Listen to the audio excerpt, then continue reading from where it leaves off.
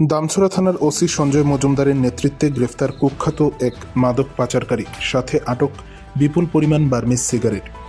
দামছড়া থানার পুলিশের হাতে গ্রেফতার কুখ্যাত মাদক পাচারকারী আসাদ মিয়া, সাথে উদ্ধার করা হয়েছে বিপুল পরিমাণ বার্মিজ সিগারেট। জানা যায়, দীর্ঘদিন ধরেই দামছড়ার নরেন্দ্রনগর এলাকার বাসিন্দা সুন্দর সিনহা ও দামছড়ার আসাদ মিয়া ও রামনগর এলাকার কুখ্যাত মাফিয়া কাকা ভাতিজা সুদীপ লিটনের একত্রিত হয়ে বিভিন্ন মাদক সামগ্রী তথা বার্মিজ সিগারেট মিজোরাম থেকে দামছড়া হয়ে বিভিন্ন রাস্তা ব্যবহার করে আনন্দবাজার পুলিশ নাকা ম্যানেজ করে কৈলাসহরের সীমান্ত হয়ে বাংলাদেশে পাচারের বেতাজ বাদশাহ হয়ে উঠেছিল।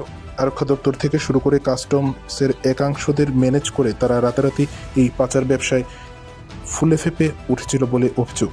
তাদের সকলের বিরুদ্ধে একাধিক সমাজবিরোধী কাজে লিপ্ত থাকার মামলা চললেও তারা এই মাদকসহ বার্মিজ সিগারেট পাচারের ব্যবসায় জড়িয়ে রাতারাতি কোটি কোটি টাকার মালিক হয়ে গেছে, তৈরি করে নিয়েছে আস্ত এক সিন্ডিকেট।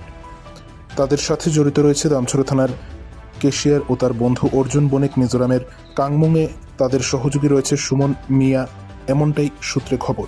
মিজোরামে সুমন মিয়ার বাড়ির গোদামে মজুত করা হয় কোটি কোটি টাকার অবৈধ মাদক ও বার্মিজ সিগারেট। রাতে সেগুলি পাচার করা হয় দামছড়ার সুন্দর সিনহা এবং আসাদ মিয়ার বাড়িতে। পরবর্তীতে সুন্দর সিনহার XUV 500 মারুতি ব্রেজা ওয়াগনার এবং সুদীপ ও লিটনদের হন্ডাই ভেনু ও মালটানার বুলেরো গাড়ি করে সেগুলি কৈলাসহরে পাচার করা হচ্ছে। এতে জড়িত রয়েছে ধর্মনগর থানার একাংশ পুলিশ বাবুরাও বলে সূত্রে খবর।